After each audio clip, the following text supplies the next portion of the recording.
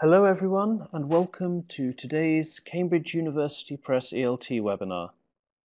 I'm delighted to welcome as our presenter today Lynn Durrant. Lynn is Head of Young Learner Teacher Training at International House Barcelona and has worked as an educational consultant for Cambridge University and is a CELTIL Assessor and Inspector for Cambridge. She's also a CELTIL and CELTA tutor. She's given seminars and conferences in Europe, Asia and South America, as well as various courses at universities on training for teachers, trainers and directors of studies. Over to you, Lynn. Hello everyone, it's lovely to have you all here. It seems we've had a surge of people in the last 5-10 minutes. Can you all hear me fine? If anyone has any problems, could you just let Alistair know and I'll try and speak a little bit louder. Well, as you know, today is talking about the very young. And that means more or less ages between 2 to 6. The little ones that are not very proficient at reading and writing.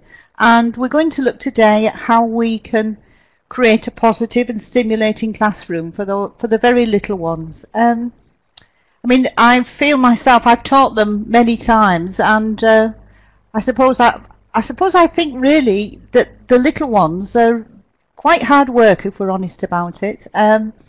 But they make you smile a little bit more, I think. They're very, very challenging and they're very nice to teach. And I think the idea today that I'd like to get across to you is, first of all, to help the ones that have got some experience. I noticed some of you were talking and many of you have already taught young learners or are still teaching the very young. Others want to begin. So I hope this seminar reaches all of you and gives you something to go away with and hopefully use in the classroom. So our first area is basically creating a smile. I think more than anything, what we want is for a happy teacher and happy learners. And quite often, I don't know how many of you have taught larger classes, but you'll find quite often that you may be teaching in some institutions up to 20, 25 kids. I've taught, I think, 24 very young learners, all 4-year-olds. And it was a very interesting and stimulating experience, and it taught me, I think I learned on the job basically. When I first started teaching very young learners, people thought I was good at it because I used to leave the classroom smiling, and the kids used to leave the classroom laughing, and that for me was just fantastic. But it made me think when people said to me, oh, you can teach very young learners. And I thought, well, does that mean that teaching very young learners, part of that is, in many ways, it's not necessarily English. It's just creating an environment where they want to be. And because they want to be there, they end up learning English. And I think that's something that we need to take into account, that our expectations also of what they can learn are maybe not as much as what, say, an 8-year-old or a 9-year-old will learn, because if you're teaching them for 25 minutes, maybe 30 minutes, maybe 45, or even longer, I think one of the things that we need to take into account first is the fact that if we can get 15 minutes of true learning within that time, well, we're doing a very good job. And I think many teachers feel under stress because they often say to me when I observe classes, but it's very hard to teach them. And I say, well, you are teaching them. You're teaching them all the time. You're teaching them to respect each other, to enjoy your learning environments, and to also learn words in English, learn phrases in English. So the learning that they need and that they require is, I would call it a whole. It's not just English.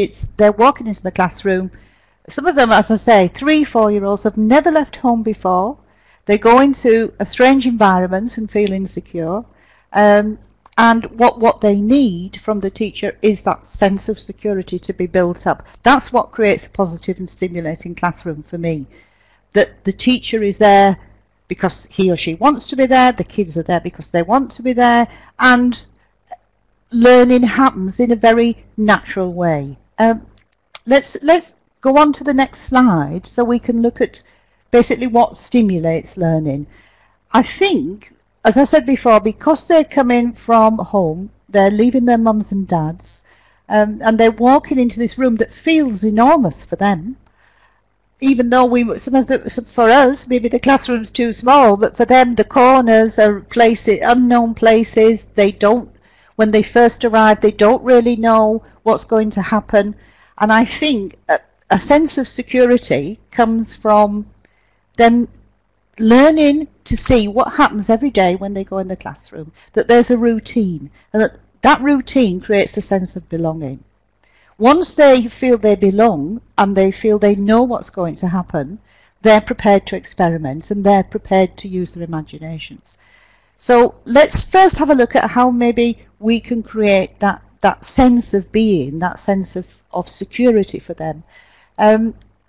Kids, I think that they adapt well to routines, to things that the teacher always does. I know many of the teachers in the school where I work, they have a tendency to always do the same thing for the first 5 minutes. So the kids walk into the classroom and they know exactly what is expected of them. And I think that is something that we need to take into account, that we need to always have a set routine at the beginning. That helps, therefore, to create not only the sense of belonging, but a sense of, I suppose we could call it group identity. Because these little kids, they come to class and they probably have never learnt to share, unless they've got lots of brothers and sisters, and in that case, they've no option. But many of these kids come to the classroom and you say to them, for example, try getting a 4-year-old to share a rubber. You say to them, pass the rubber over, or pass the colouring pencil over, and often they say, no, it's mine. So what we want is to try and make them want to share, make them want to be together. I think partly this is to do with the reason why they don't feel that they want to share, or they don't feel that they want to pass the rubber or the colouring pen over to someone else, is probably because of this sense of insecurity. If they've got something in their hands that they feel belongs to them, it makes them, again, feel more secure. So, I think as a teacher of very young learners, I have a saying to myself every time I go into the classroom. I always say to myself, okay, I'm going into a classroom with, say, 20 kids. They're going to be noisy. They're going to often be naughty. I need to just accept that and get on with the job. So I walk into the classroom and smile. As I said, I've mentioned this twice already. I think that it's so important that as the teacher of these very, very young learners, you need to walk into that classroom and let them see that you are with them, that you want to be there. I feel that this is kind of like a teacher responsibility. The teachers, obviously we're teachers of English, we have to teach English, but also I think for very young learners there are other responsibilities. There are responsibilities of making them feel calm, making them feel that we listen to them, and making them feel that we accept their contributions. As an example, I remember maybe a few weeks ago I was teaching some of the kids animals, and I had a grey elephant, and by chance I just happened to have some other coloured elephants in my little bag of tricks. I always carry a kind of portable class around with me in a big plastic container, and I have lots of things in that they play with. And I wanted to teach elephant, and I wanted to teach word order, which was, this is the grey elephant. And I went into class and I sat down and I said, look, this is a grey elephant. Do you like this elephant? And one of the kids said, yeah, it's lovely. And another one said, it's not grey, it's pink. It's a pink elephant, it's my elephant. And I think maybe years ago, I would have automatically, as an English teacher, I would have corrected that, because I was focusing on colours, and it wasn't a pink elephant on the picture, it was a grey elephant. And this time I said, yes, okay, can you show me pink? And she showed me the colour pink in the classroom, so I knew that she was changing the colour. And for me that was, do I accept that? Do I not accept that? Do I decide that I want to focus on, as I said, the colours, or do I decide I want to focus on the child's contribution? So I accepted the child's contribution. Of course, some of the other kids said, no, it's not, it's a grey elephant. And I said, well, for her, it's a pink elephant. Tell me about your pink elephant. So this is what I mean by accepting their contributions and not always thinking in a kind of TEFL way, teaching English as a foreign language. There are things that are very different in a very young learner classroom that we need to accept. And part of that difference is the fact that they will create their own language, hopefully. They will create their own sentences. And I think that's the way that we need to help them decide on what they want to say. If they make a decision, we accept it as a decision. I think also the idea of stimulating group work, it is actually quite difficult with very young learners. They have a tendency to want to be alone, to be in their own little world, and trying to get them to work in pairs, in groups, is quite difficult. What I tend to do is, for example, if I'm teaching vocabulary, rather than, again, going back to the elephant, I wouldn't have just one visual of an elephant. I would have two. And so if you share out the visuals to them, say what one child has an elephant, another one has a giraffe, another one has a lion, you would also give another student a lion, another student a giraffe, another student an elephant, and ask each group of animals to sit together in pairs. And this would be deliberate in your lesson plan. You devise a way to create pair work without them really realizing that they're working in pairs. In the first few lessons, they'll tend to reject this. But as they get more used to it and they realize that you're giving them two of everything, they accept that. And I think also what's important here, that the teacher realizes that you just cannot get them to do pair work or group work immediately. I often give a session on very young learners where I teach people, or I talk about how a teacher's role, the teacher's responsibilities differ within each term. For example, in my situation, I don't know if you're all in the same kind of situation here, where I teach for 9 months. So I begin teaching in October to December, which would be one term, and then January to Easter, the second term, and then the summer term. And during those 3 terms, I have a tendency to change my responsibilities and to change the way I teach. So in the first term with very young learners, I focus on getting them prepared for learning. So I teach them routines, I create group identity, I create a community, or at least I try to do that. When I say I try, I mean, again, I think, you know, we need to think about the idea that it takes an awful long time to do these things. So one of the attributes of a good teacher and their responsibilities is being incredibly patient. So again, going back to what I said about the 3 terms, the first term, I think with the very young learners, you do tend to focus more on creating the right conditions for learning, which obviously I think we all realise are, as I said at the beginning, having them relax, making them feel secure, and hopefully making them want to contribute. In the second term, you move more towards trying to build what they've learnt in the first term, the vocabulary words, the short phrases, and then in the third term, it would be the creative stage, where by this time they feel very secure in the classroom, they're very relaxed, they're not afraid of English, they're not afraid of the classroom or the teacher or the environment. So it's very much pacing things little by little. So shall we focus maybe now just a little bit on the first term and ways to organise the classroom, ways to organise the children? I think let's move on to the third slide, which is talking about building the learning environments.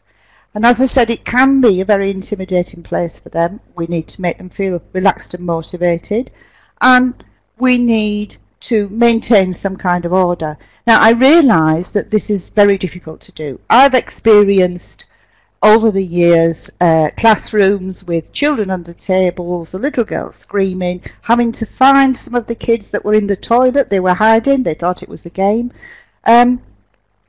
But that's kind of like all part of the parcel, really. You, as a teacher, you accept that. You know that they're little, they're experimenting in the world, they're finding new things all the time. Hiding in the toilet is a game for them.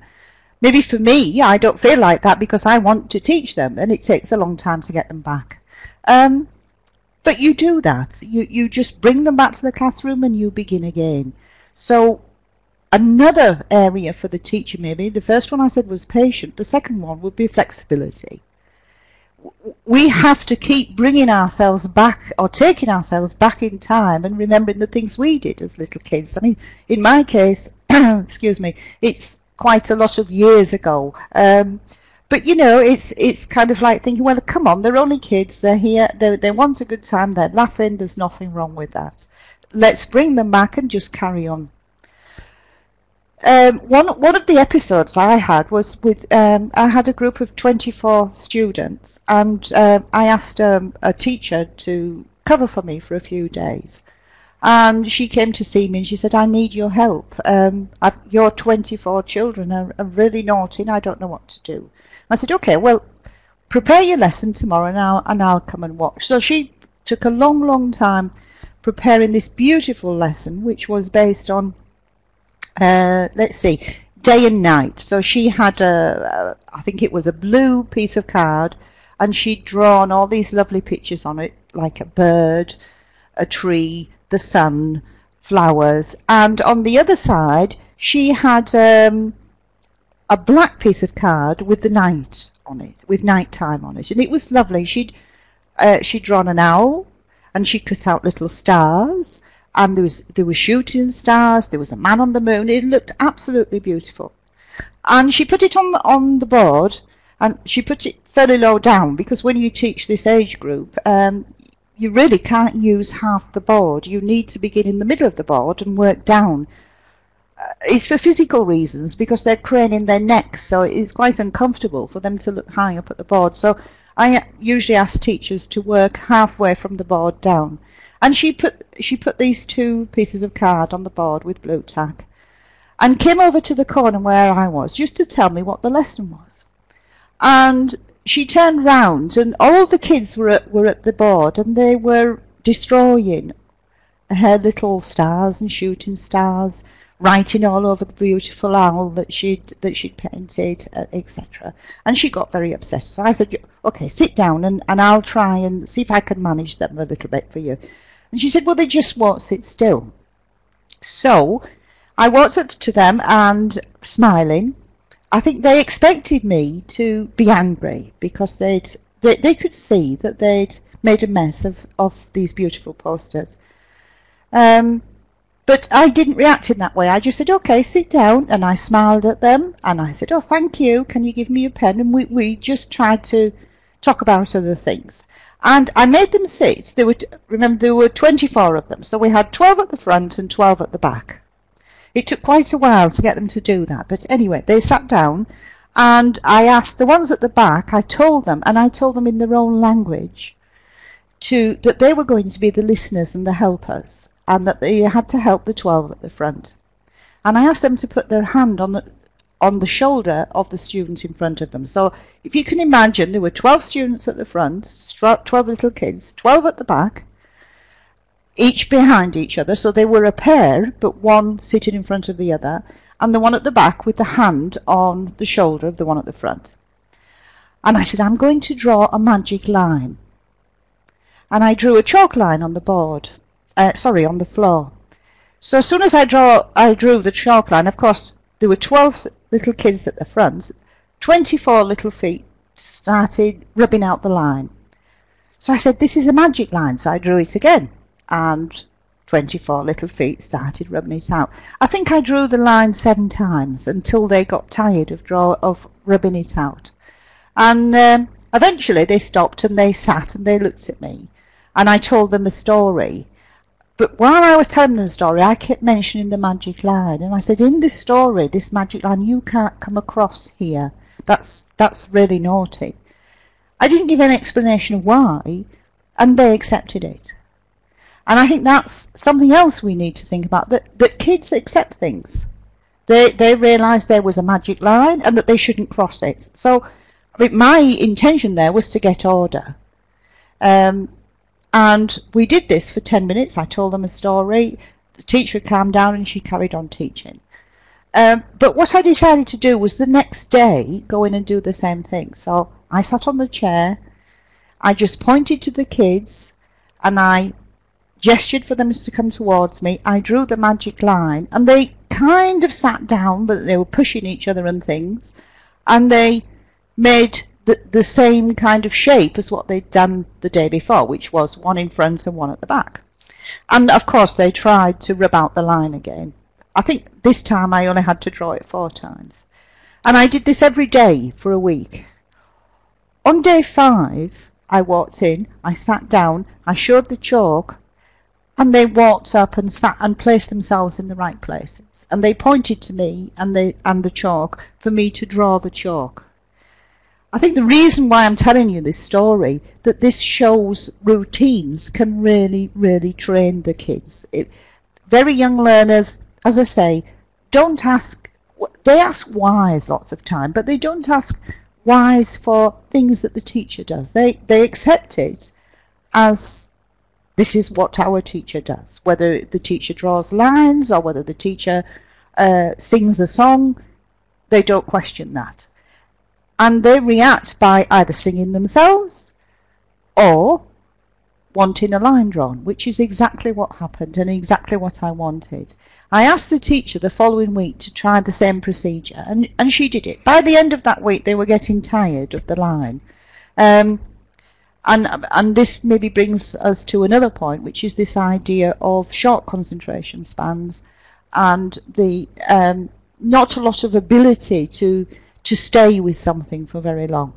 I mean, as I said before, they're 2, 3, 4, 5, 6-year-olds. Of course, they're not going to see things through as adults do. We have a sense of, I've got to do this. We have a sense of obligation to carry on. If something isn't working or if we need to study, we just carry on studying. In the case of kids, they just turn around and say, well, this is boring. I don't want to do it anymore. So what that means is that the flexible teacher will then change. The way I actually changed the chalk line was I suggested to the teacher, because she said, what do I do when they're naughty? And I said, well, why don't you try and catch them being good? And she said, well, what does that mean? And I said, well, focus on the good things they do. They're always naughty. The word naughty, for me, is just... for me, it's not a good word. I don't think kids are necessary. I mean, obviously, we get some kids who can be quite difficult in class. The reasons usually behind that naughtiness or being difficult is because they feel insecure, and that they just want to let you know that in some way or other. So they're quite naughty. I mean, I often have kids swinging on chairs, sort of pushing each other and things. And so I tend to, as I say, catch them being good. When the kid who's always swinging on the chair isn't swinging on the chair, I praise him for not swinging on the chair. But going back to the chalk, I told her to draw a chalk box in the middle of the classroom floor. I mean, our cleaning lady, I think she hates me because I'm always drawing chalk all over the floor. But anyway, that's another story.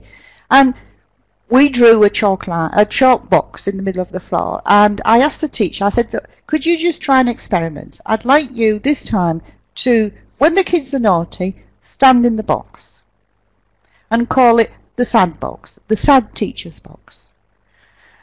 I'll explain to the kids why there's a box on the floor. Say it's the sad teacher's box, and every time you're naughty, the teacher goes in the box. So in other words, we were changing things round. Rather than shouting at the kids or telling one of the children to behave, trying to stop them, because more often than not, when you do that, they actually misbehave more. I said, well, try a different strategy.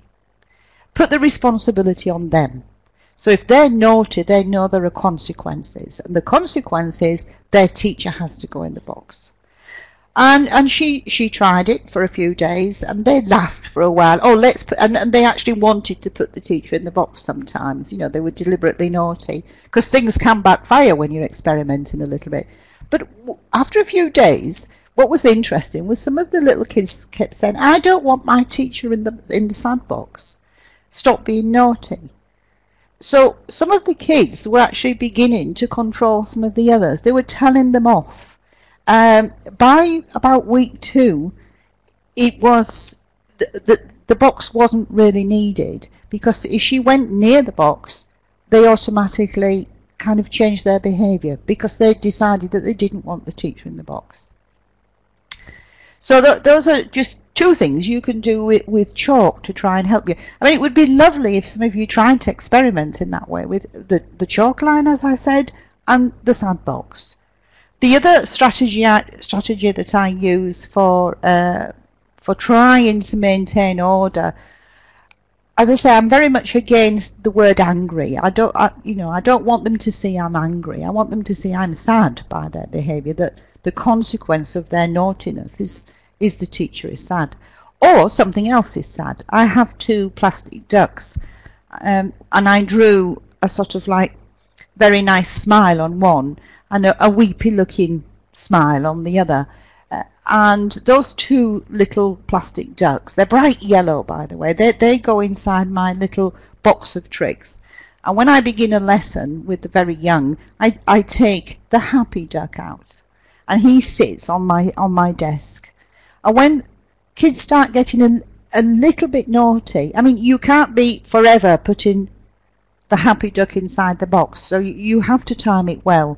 But there's a time in a lesson when you really need to get order, when one kid begins getting a little bit naughty, and then it tends to sort of like get bigger and bigger until there are 10 of them that are not really listening to you. So the happy duck goes in the box, and he's closed inside the box, and the sad duck comes out, and he sits there, and I sit and wait, and I point to the duck, and obviously this takes a while. You know, kids don't notice immediately, and sometimes some of the kids will say, look, there's the sad ducks on the desk, stop talking.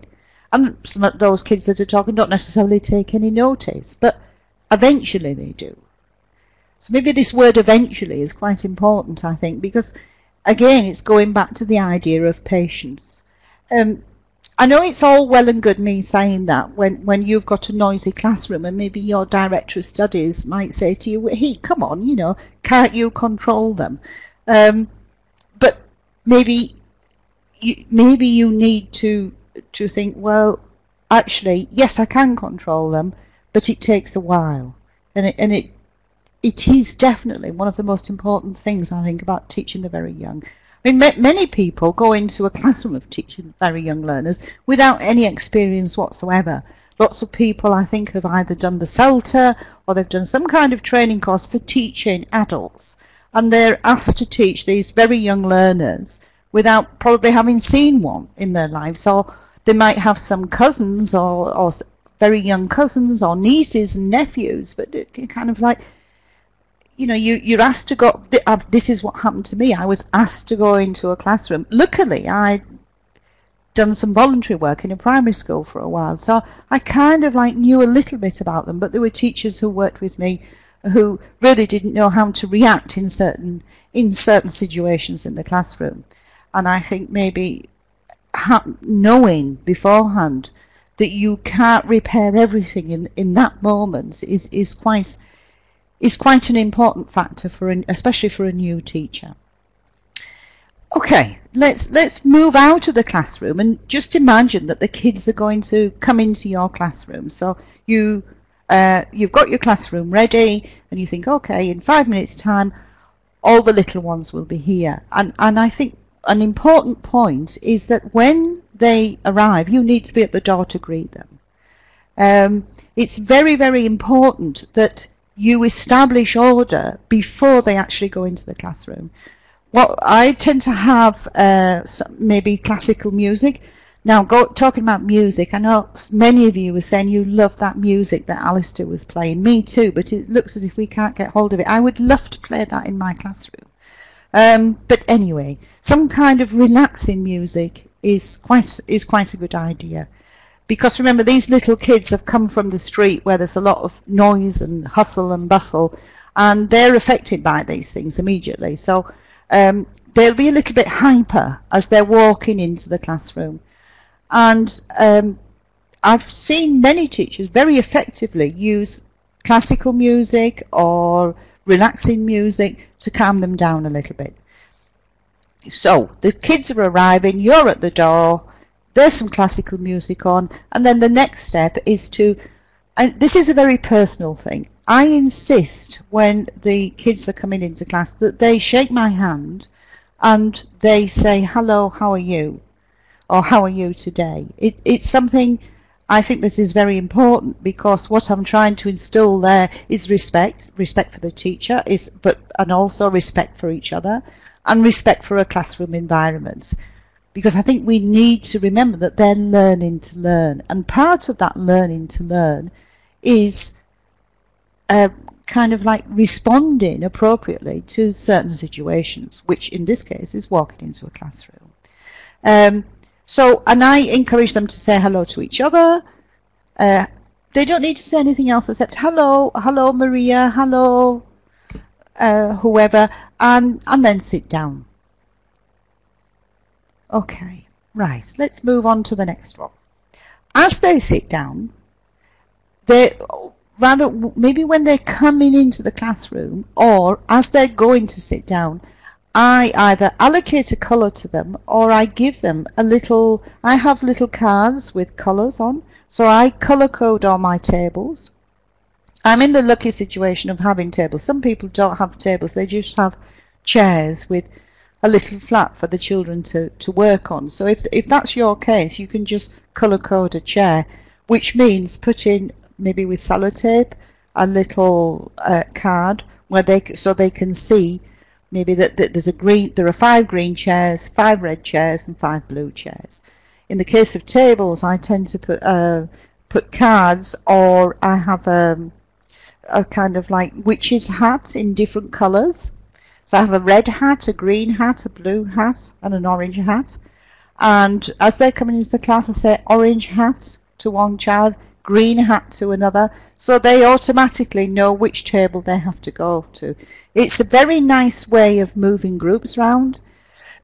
Excuse me. It's a good way of organising them as they come in, because usually that's one of the critical moments in a classroom with very young learners.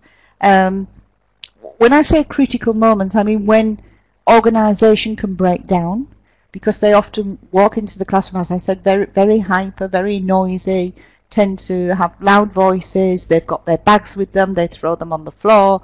So getting them sat down with bags under the tables, and so there's no clutter, is very important. It's also very important for the teacher. You know, often as teachers, we're a little bit disorganised on our desks. We have bits of paper, bits of flashcards all over the place. At least sometimes I'm like that. I don't know if the rest of you are, and I think it's important that we reflect what we want them to be, which means having an ordered desk, having our bag in the right place. Pens, even the pens need to be put together in a line, so what they see in front of them is some kind of organisation, and hopefully they will learn from that they need to do the same. But they can only do that because they're so little. If they have lots of books and pens, they end up falling on the floor. So the fewer things you can give them to work with, the better. So, as I say, try maybe one day experimenting with colour-coded tables, and maybe some classical music to calm them down a little bit. I mean, later on in the classroom, you can up the tempo a little bit and use music as a way as an energy booster. But I think at the beginning, it's quite important just to get their little minds and their bodies in the right place. And one of the things for that is, as I say, classical music. Once you begin the lesson, I often use a puppet. We've got a lovely puppet here, and I think they tend to respond better to a puppet. I can't really say, I don't necessarily know why. It just seems that, I suppose it's because they like toys. I mean, your puppet could be a teddy bear, it could be a handmade one, a glove puppet, it could be like this one here. I think this one here, if I'm right, is from Super Surfer, one of the characters. And I usually use the puppet to present language. So the cue for them is they know that there's going to be something new when the puppet comes out, and that they have to listen, that it's really important. So I tend to say, I give the puppet a name, and I say, okay, we're going to listen to the puppet today. We have to listen very carefully, and I want you to listen really hard and try and say what the puppet says. And I found it works incredibly well. It also helps me to keep on track. I think one of the things that's very important for the teacher with very young learners, because there's so much going on in the classroom, is to be able to keep track of what you're doing. Because half the time you're multitasking. You're keeping kids quiet, you're maintaining attention, you're watching to see if someone's feeling poorly, if anyone needs to go to the toilet, and you're also trying to teach language at the same time. So if you, as well as the learners, know that when the puppet comes out, that's new language, that will help you and it will help them. The second thing is the magic box. Now, I have a box. I have two boxes. I have an imaginary box and I have a real box. So the imaginary box is just something I pretend to hold in my hand.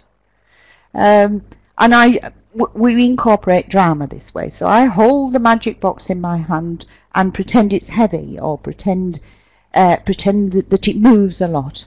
And I find that by actually getting the kids to hold their hands up and pretend they're holding a box, it helps them to concentrate. It's to do with motor skills.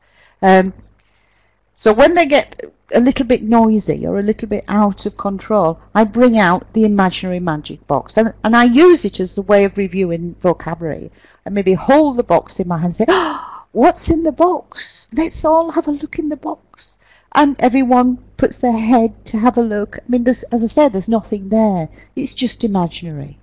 But they respond incredibly well to it. And I find it a good way to kind of close one activity, calm them down a bit, and then move on to the next one. They also have their own boxes. We use shoe boxes. And we call it the magic shoe box. So what they do with the magic shoe box is at the end of the lesson, they put their favourite thing in it. So it could be a picture, it could be a word, and then they leave it in the corner of the classroom.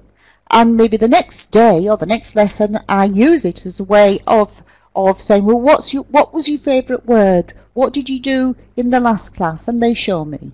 And it's just, again, a nice technique for reviewing language and reviewing vocabulary, and giving them that sense of belonging again. If they have their own magic box in the classroom, well, they have something that really, really is theirs in that classroom, and they have a tendency to feel, I suppose the word would be more of a sense of caring for the classroom, because they're leaving something of their own there.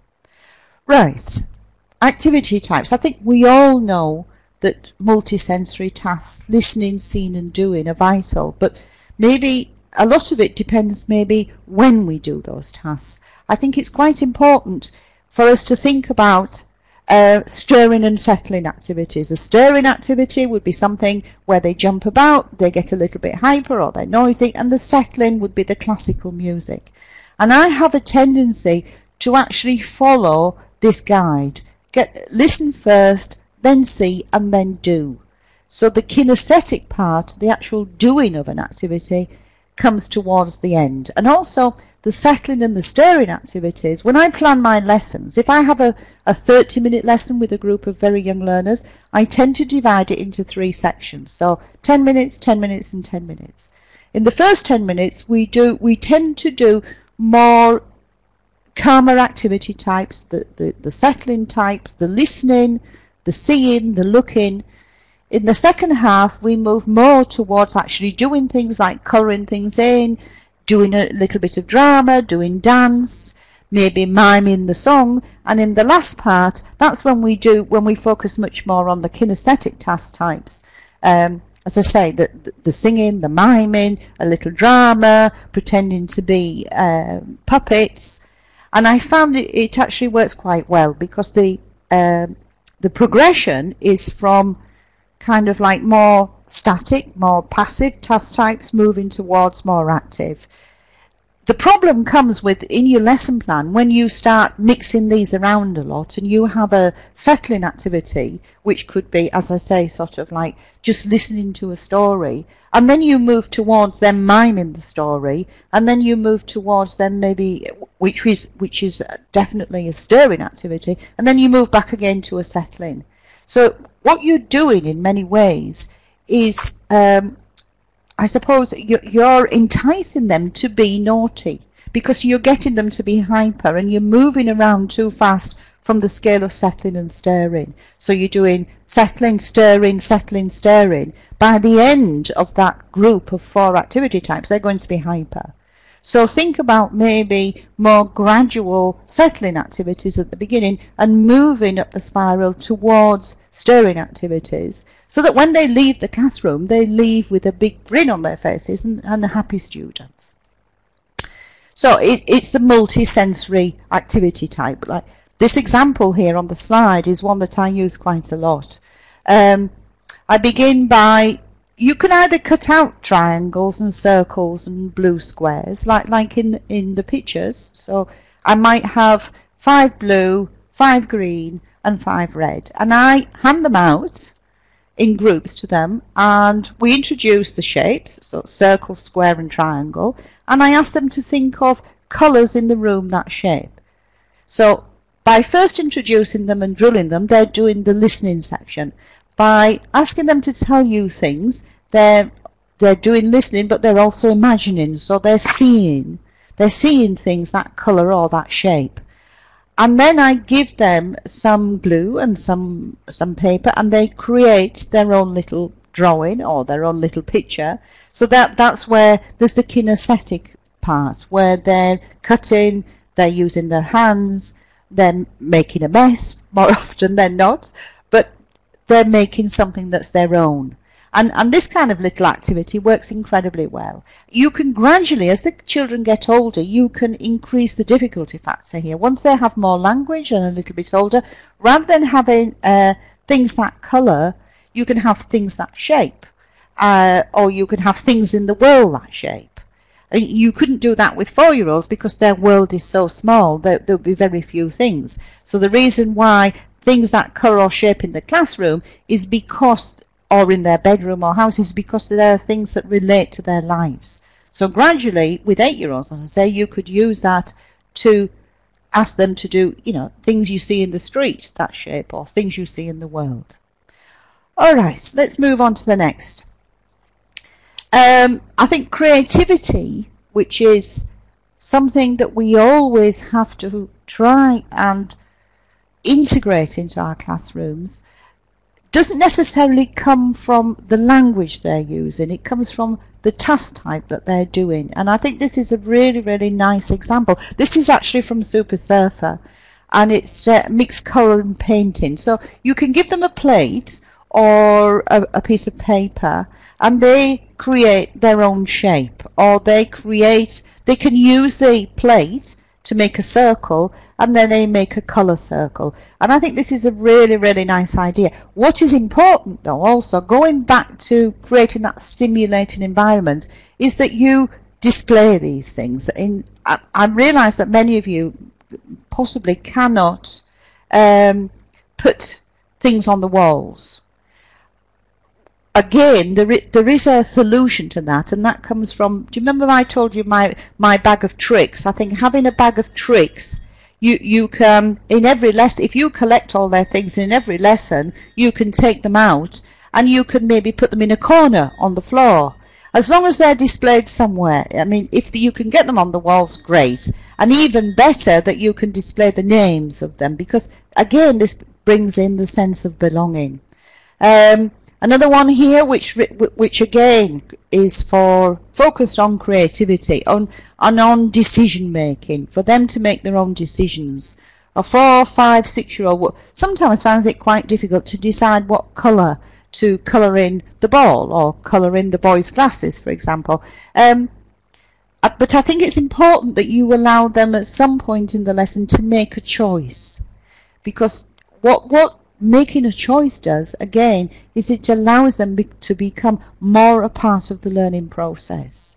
And this is quite a nice example of how you can get them to colour in something. And also it's quite nice that it's another person that they're colouring in.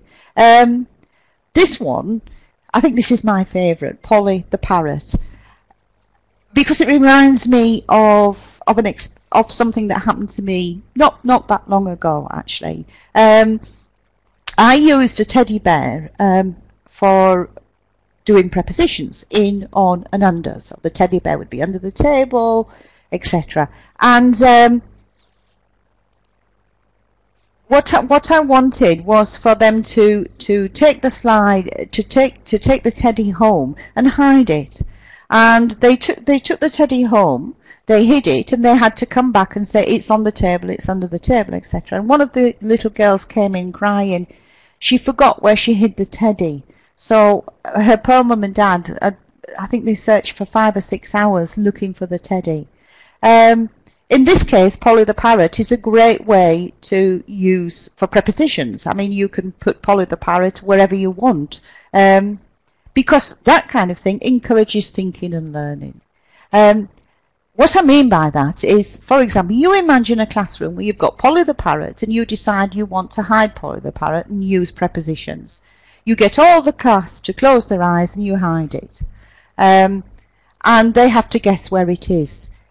What comes from that naturally are prepositions. So you're encouraging thinking and learning.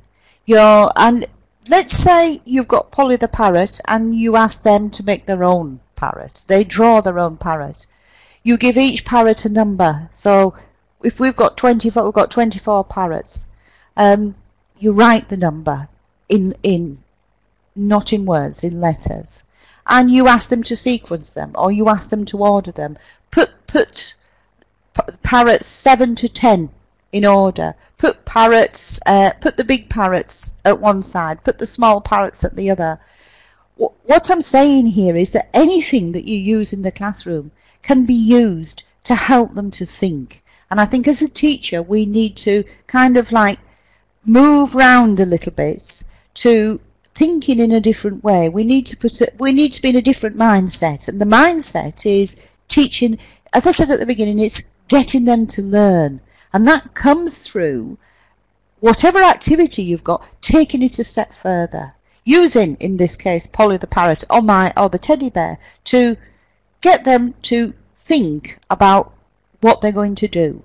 So the teddy in this case, one of the kids put Teddy in the wardrobe, you know. So where was Teddy? He was in the wardrobe. So what that child's doing is actually remembering. They're kind of like thinking back and sequencing, because for a very young child it's very difficult to think about yesterday and what they did yesterday. So in other words, we need to really, really think about what we're doing and how we can maybe encourage sequencing, ordering, etc. Now, we're nearly, I mean, for me it's gone incredibly quickly. I hope it has for you, because we're nearly at the end now. And I suppose my conclusions are, as I said, for me, comfort. Kids need to feel cared for and comfortable in the classroom. And as I said before, it comes from a flexible teacher, a patient teacher, and a teacher who is prepared to take that one step forward. What I mean by that is the idea I've just said previously of taking activity types just a little step forward and trying to experiment with getting in thinking skills, getting the kids to think about what they're doing and also why they're doing things, and also maybe getting them to think of the consequences. As I said, the idea of maybe the sandbox for the teacher. Rules and routines. Remember what I said about as they come into the classroom, getting them to greet you, getting them to go to colour-coded tables, and doing the same thing day in and day out. The minute you stop doing that, insecurity kind of like creeps in. And familiarity of activity type. So they know that they're going to get a chance to sing, they know they're going to get a chance to colour, and they know that they're going to get a chance to maybe listen to a story. So maybe in those, again going back to the 30-minute lesson, in those 10-minute blocks that we have, that there is some activity that they've done before. It needn't be the same vocabulary, but it's the same kind of activity type. And I think this, to me, are probably those 3 points there are probably the most important. Just to end, I'd like to just show you Super Safari. It is actually a very nice book. It's very useful. In fact, I'm thinking of using it myself next year. I just like the characters in it, and I like the animals. I think it's certainly something that you could think about. Right, okay. So we're about at the end now. I think Alistair's maybe probably wondering when I'm going to stop talking. I did warn him that I talk a lot. So if any of you have any questions, should I maybe pass over to you, Alistair? How do you feel about that? Yeah?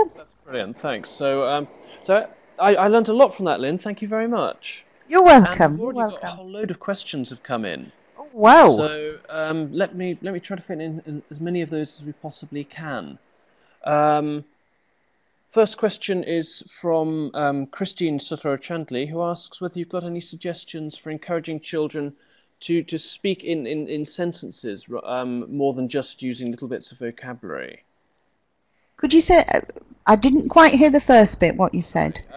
Christine wonders if you have any suggestions for encouraging children to speak, in sentences rather than just using sort of small items of vocabulary. Yes, absolutely. I actually myself, I don't teach single words. I teach chunks of words. So, for example, going back to that grey elephant again, I would teach the word elephant, drill it, but then immediately put it into a context. This is a grey elephant. And I think that's something that we need to do much more. And I think it's a very good question, because kids end up saying words that, okay, it's important, but I think it's much better as a teacher if we, as quickly as possible, put that isolated lexis or vocabulary into a very simple sentence. So my answer to that would be, yes, try and teach more short phrases rather than odd words. Okay, does that help? Yeah? That sounds great, thanks. A question from Atisatya Arifin, who asks, who mentions that the problem in my very young learner class is that sometimes students, young learners, are reluctant to do the activities that I've prepared. How can I encourage them to contribute to the activities? Well, that's quite a difficult question. Maybe I don't know if this would be possible, but actually doing the activity yourself with them first. So I kind of like including yourself in the activity, so they see that you're taking part as well. I mean, if they don't want to do the activities, there might be a question there is, have they understood what they want to do? Because quite often I found myself that when kids don't want to do an activity, it's because they've not understood what they need to do. So either maybe explaining again, asking them to tell you what, if they say they don't want to do it, ask them to say, well, what do I actually want you to do? To find out first if they've understood what's required of them. And I think that's possibly the key there. Okay, thanks. Had a few questions about the amount of time one has in a lesson with young learners. A few people asking sort of what do you think is the ideal time? And so that's sort of part one of this question. Part two is Adam Boot has asked about how you'd go about teaching a 90-minute or 60 to 90-minute lesson with okay. A lot depends on the age. I think if they're 3 or 4, they really can't cope with more than 30 minutes. I think if they're a little bit older, say 6 or 7, and I know teachers that actually teach these kids for about 60 minutes, but they have a break in the middle.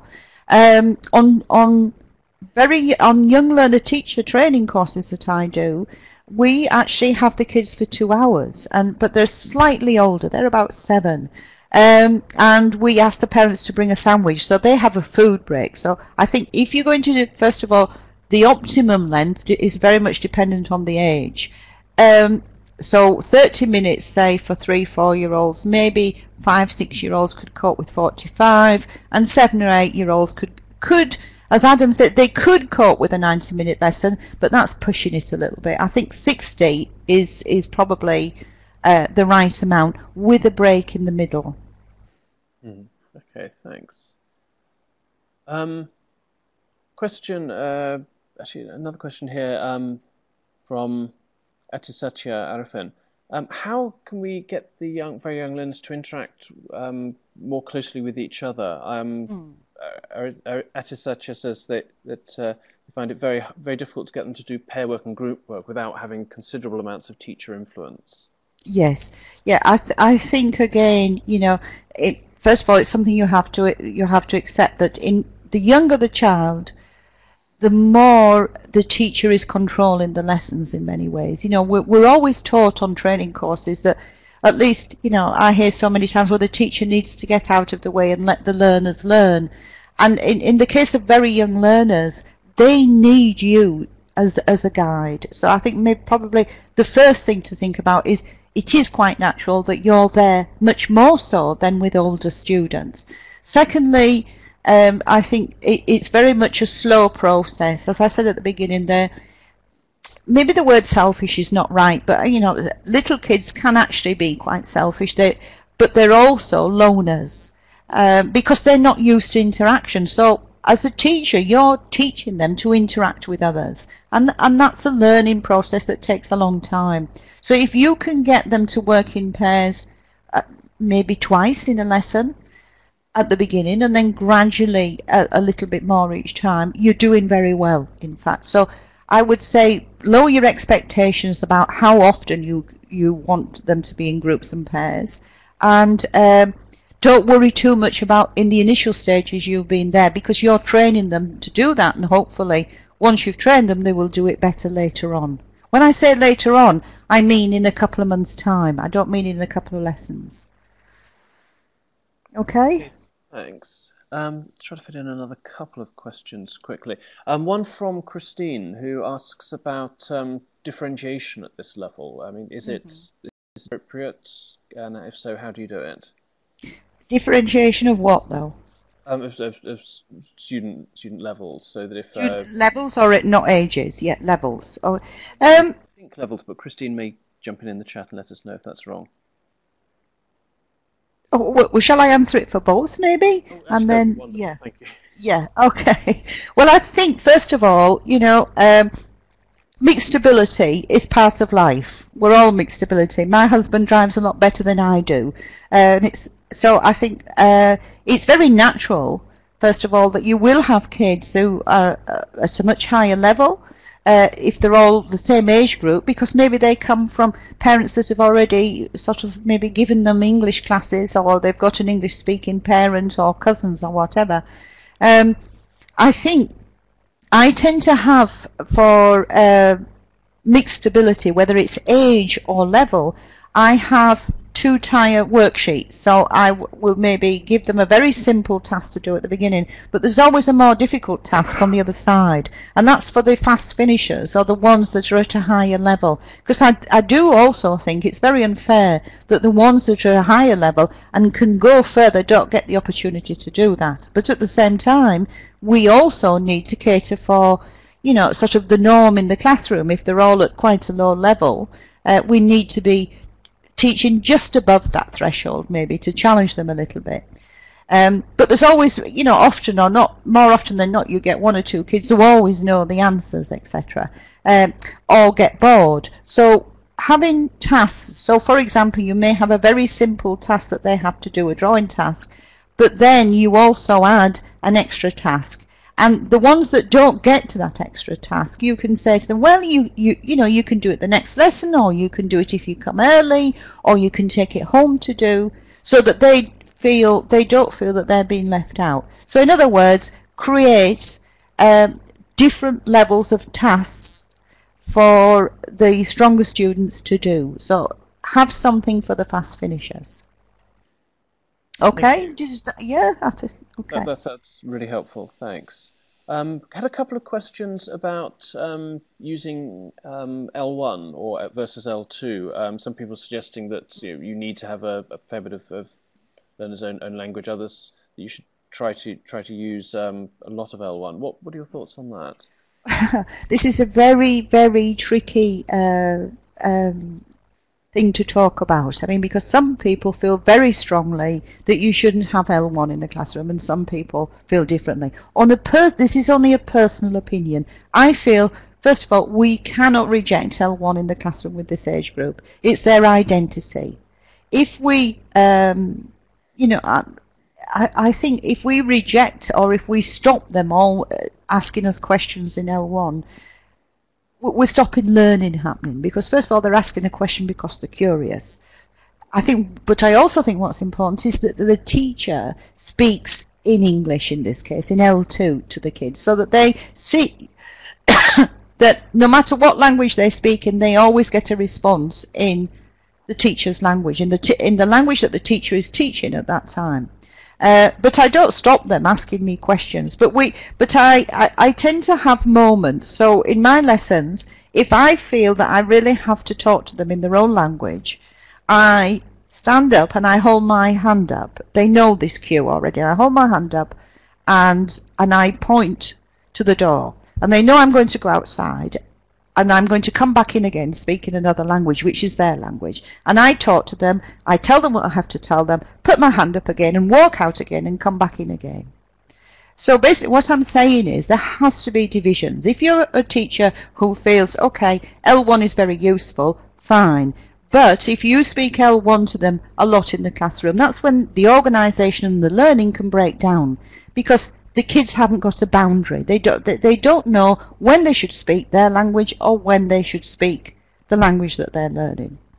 If you're a teacher that doesn't believe in using L1 in the classroom, I think fine, there's nothing wrong with that. I think everyone's free to make their own choice. But there will come a time when the kids will need to express their own identity, and that comes in their own language. So maybe you should be prepared to accept that when they're in groups and pairs, they will always speak in their own language, because they're on. The important thing is that they're on task. If they're speaking in their own language, I don't think that matters. But that's a decision that I think each teacher should make. My decision is yes, but at certain times. Okay? Thanks very much, Lynn. I'm really afraid that's all we've got time for, everybody. But just a few thank yous. So first of all, then, thanks to you for so many interesting ideas. Actually, just making that such an enjoyable session as well as a very informative one. Okay. Well, I'd just like to say thank you to everyone for taking time to be here and to listen to the talk. So thank you very much. Hope to see you all again one day, or at least be in visual contact via reading all your messages. So bye-bye, everyone, and thank you very much. Okay, thanks. And as Lynn said, thanks to all the audience as well. If you're interested, as presumably you are, because you're here, in teaching very young learners, there's a very enjoyable and exciting competition that we're currently running. We're going to post the URL for that into the chat. We've done that a few times before.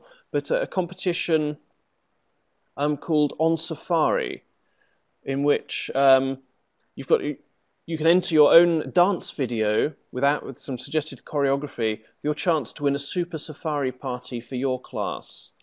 So we're just going to post that into the chat box. And also, we've got another webinar next week on teaching young learners with Anne Robinson. So you can sign up for that on our events page. But I do hope you'll be able to join us for that. Okay, so that's very sadly that's all we've got time for. But please do come along to our webinar next week for young learners with Anne Robinson. Thank you everyone who attended. Thanks to my colleagues Justina and Lucia for helping out answering questions and making things run so smoothly. To my colleague Florence, who's been live tweeting on Twitter at hashtag CUP webinar. And most of all, thanks very much to you, Lynn. It's really informative and very enjoyable. Thank you. Okay, bye-bye, and thank you once again. Bye, thanks.